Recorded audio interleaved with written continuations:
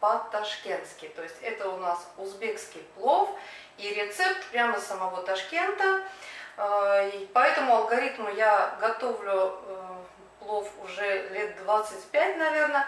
Когда-то моя любимая тетя Лена жила в Ташкенте, и у нее всегда был вкуснейший плов, и у нее всегда приходили большие компании. Конечно, тетя Лена научила меня его готовить. Итак, что нам нужно для плова? Ну, во-первых, вот такой вот казан. Да, все-таки в мультиварке, в кастрюле это будет не то. Килограмм риса. Рис у меня вот такой вот желтенький. Вы можете взять пропаренный рис или кругленький белый краснодарский. Но ни в коем случае не берите басмати. Однажды я попробовала в Индии взять рис басмати. Он очень мелкий, длинный. Получилась такая каша, просто невозможно. Вот плов можно было выкинуть.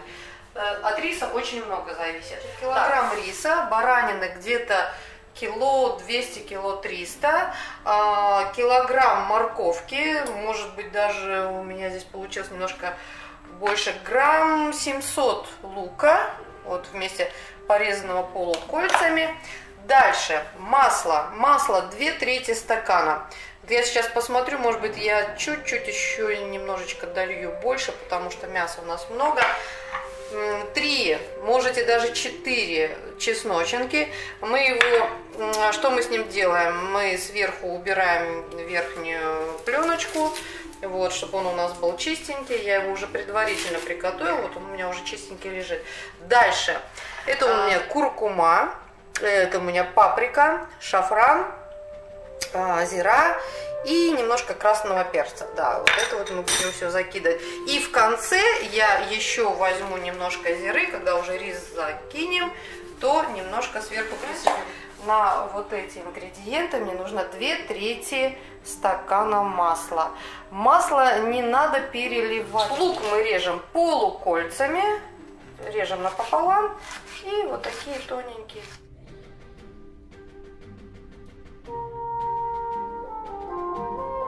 Вы обязательно с мяса убираете пленку. У нас баранина свежайшая, с базара, мы ее не замораживали. Обычно, если мы готовим плов, я всегда беру свежее мясо. Мясо мы уже порезали. Все, да, вот у меня получилось вот такими кусочками, целая кастрюля. Сейчас заканчиваю с морковкой. Значит, еще раз показываю. Вот очень легко ее вот таким образом резать, да. Вот отрезали, и теперь вот это вот мы уже делаем соломка. Вот такая вот получается, вот такая аккуратная соломка. Итак, начинаем. Значит, сначала накаливаем наш казан, да, накаливаем. Вливаем туда масло. И сейчас я вот посмотрю. Вот примерно столько у меня масла. Но, наверное, немножечко надо, прям чуть-чуть еще 2 булька добавлю. Потому что все-таки мяса много и морковки в этот раз у меня много. Иногда я беру где-нибудь грамм 700-800 морковки. Не больше. В этот раз у меня прям получился килограмм. Много морковки в плове не бывает. Потому что именно морковка придает такой пикантный вкус. Очень важная вещь. Если вы готовите плов, ждете гостей, например, у меня есть 2 обязательных условия. Я всегда готовлю плов в хорошем настроении, с позитивными мыслями, отбросьте начисто весь негатив. Если вы будете думать о чем-то плохом или вспоминать что-то плохое, плов у вас не получится. Вы или не досолите, или пересолите, или воды перельете. Это однозначно. И еще лучше готовить плов на голодный желудок. Вот что я сейчас и делаю. Потому что если вы будете сытыми, ну, немножко не то получится, поверьте. Поэтому вот эти вот 2 условия я стараюсь соблюдать. Наш лук помешиваем. Если вы хотите, чтобы вот плов был совсем коричневый, прямо можете зажаривать лук до прямо такого коричневого цвета. Ну, я обычно делаю с средний цвет лука, то есть я не зажариваю уж очень. Но все равно. Что я делаю сейчас? Я сейчас вот так аккуратненько этот лук уберу на на вторую половину казана, да? Вот. Освободим масло, и сюда мы выкладываем мясо. Вот так. Вот таким образом у меня получается вот здесь вот мясо, а там лук. И смотрите, я что делаю потом. Опа! Я переворачиваю вот этот вот лук сверху на мясо. У меня получается вот такой вот сэндвич. Да. И теперь у нас спокойно жарится мясо. Вот. Вот теперь уже можно даже перемешивать и вот смотреть, что у нас тут получается. Что происходит? Да, мясо уже потихоньку зажаривается. Да, можно его даже оставить, не трогать вот так минутки на 3, пусть зажаривается.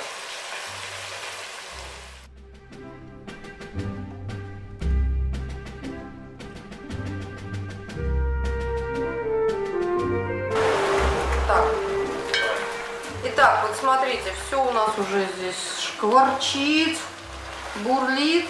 Теперь уже можно закладывать морковь. Значит, что мы опять делаем? Мы опять так же, как и с луком.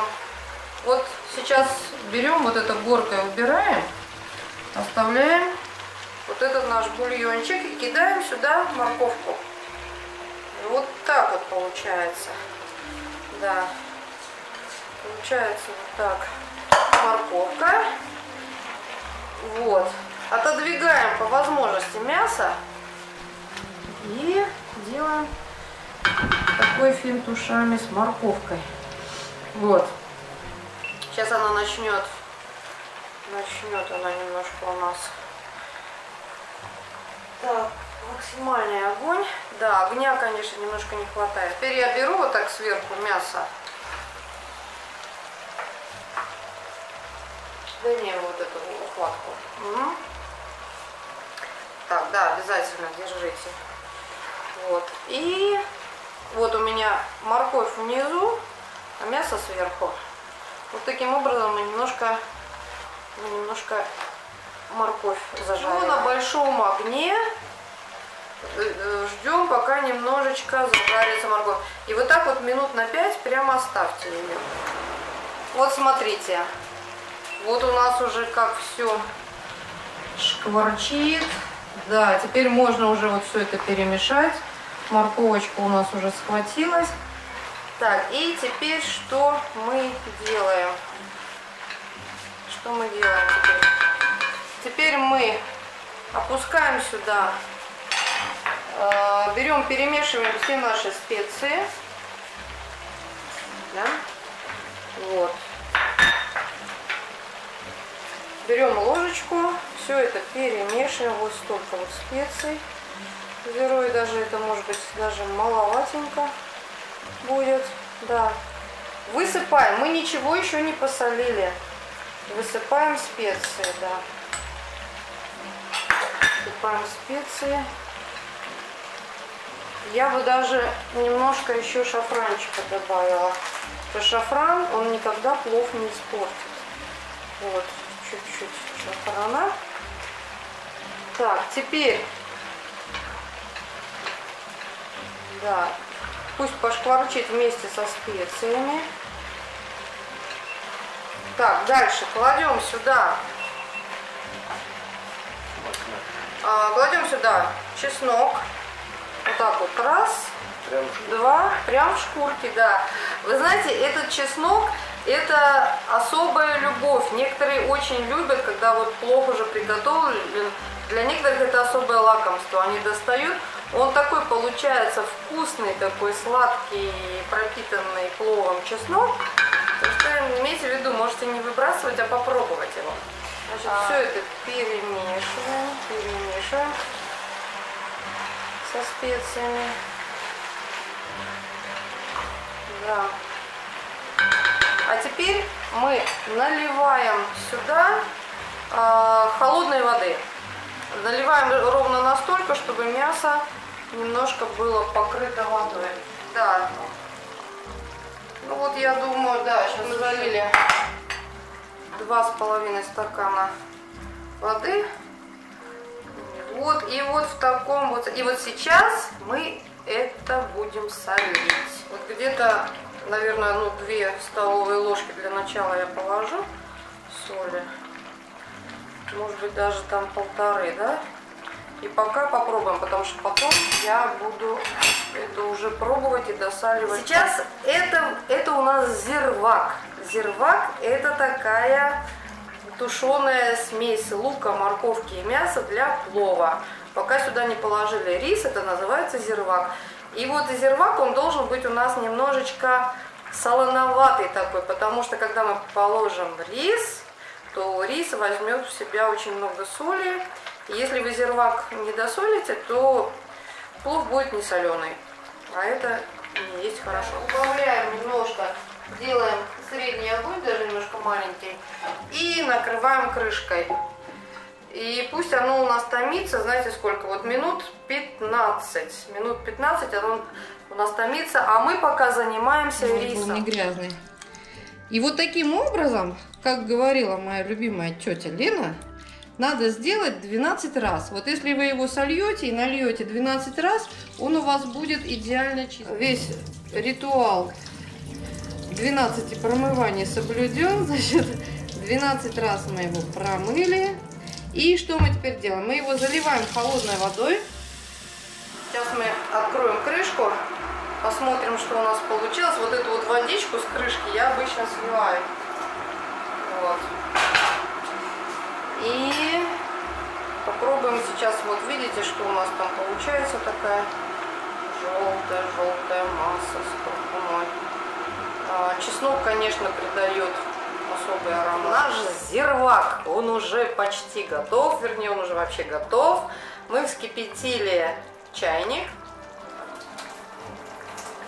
Вот. Мы слили воду, и теперь все, рис готов идти в казан. Значит, смотрите, я вот так вот осторожненько его. Главное, ничего не надо перемешивать. Значит, так. Вот мы его вот так вот выкладываем и разравниваем. Так. Это мы будем делать уже рукой, потому что это не получается. Сейчас мы делаем большой огонь, прям сразу самый большой огонь максимальный. Разравниваем рис и теперь вот таким образом добавляем в него,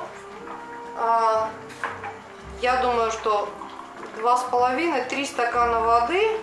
Надо посмотреть, чтобы было как раз на одну флангу воды. Вот смотрите, вот я вот так вот аккуратненько по стеночке наливаю сюда воду. Вот так, по стеночке, по стеночке. Значит, это раз. А зачем по стеночке? Чтобы он не перемешивался аккуратненько, да. Зачем по стеночке? По стеночке. Значит, вот так вот, да. Ну, либо вот так вот мы это делаем. Либо вот так. 2. Еще один момент, вот пока воду не налила, забыла сюда добавить еще зиры. Вот так вот мы ее вот так вот в руках мнем. И еще сверху.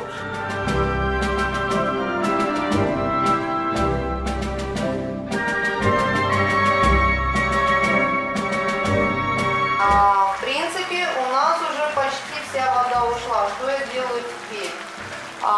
Я убавляю огонь максимально. Да? Вот даже одна морковка, она у нас всплыла. Да, это неправильно. Значит, и сейчас что мы делаем? Мы делаем вот из этого риса, только из риса, не затрагивайте ни морковку, ни мясо. Делаем горочку вот такую, для того, чтобы вода по краям, чтобы она выпарилась.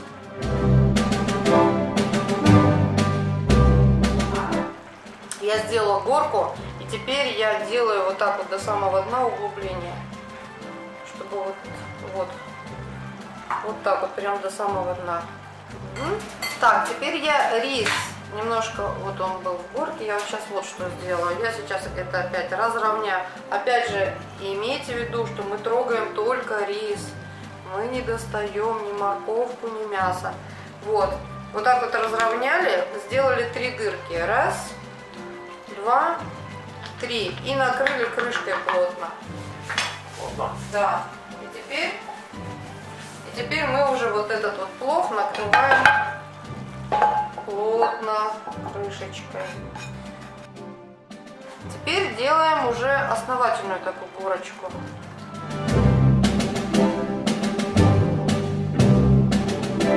Когда воды многовато, что я делаю? Полотенце на крышку. Накрываем таким образом наш казан. Да, вот. Это все наверх, чтобы не загорелось. Немножко опасно. Но зато лишняя вода, она вся уйдет в полотенце. После закладки риса рис томится где-то полчаса. За это время я его раза 3 открываю. Для того, чтобы рис равномерно весь сварился, делаем опять вот так вот. Горка. Так, немножко его разравниваем. Делаем опять же 3 дырки.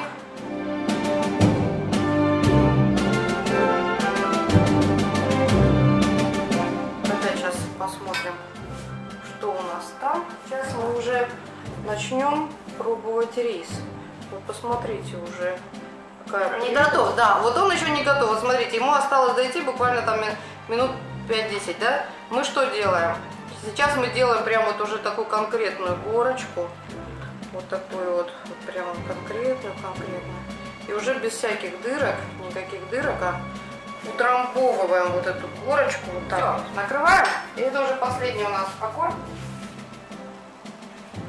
Накрываем его опять на 5 минут. Как говорила моя любимая тетя Лена из Ташкента, никогда, Ленка, никогда не перемешивай плов сразу. То есть вот он приготовился, мы выключили плиту, и теперь мы его накрываем. Даже можем сделать так, чтобы выпарился пар. И опять же накроем его вот так крышечкой, и пусть он постоит минут хотя бы 5-7. Это для чего нужно? Для того, чтобы вся влага опустилась вниз на донышко, и потом он был у нас рассыпчатый. Да, газ выключен. Мы опять сделали горку и все, накрыли его, пусть влага испаряется в это полотенце и уходит на дно. И потом, когда мы его перемешаем, он уже будет тогда супер рассыпчатый. Вот это не забудьте сделать. Хорошо? Все, я пошла.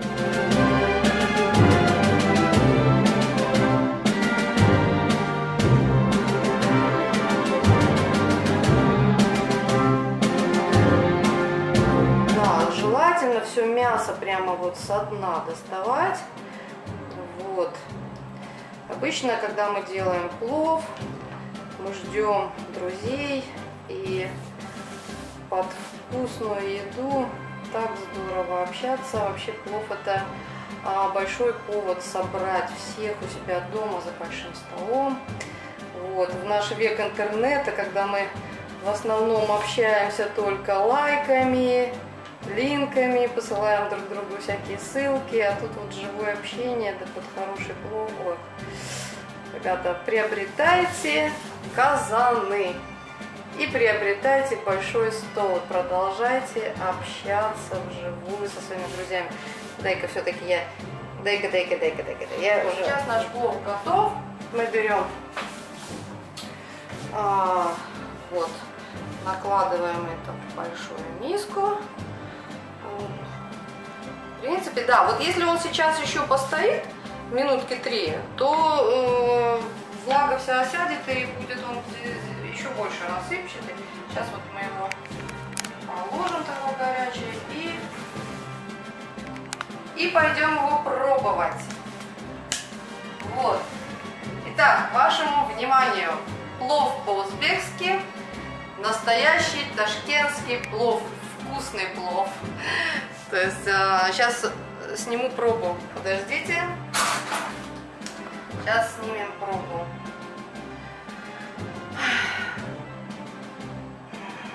Какой аромат, если бы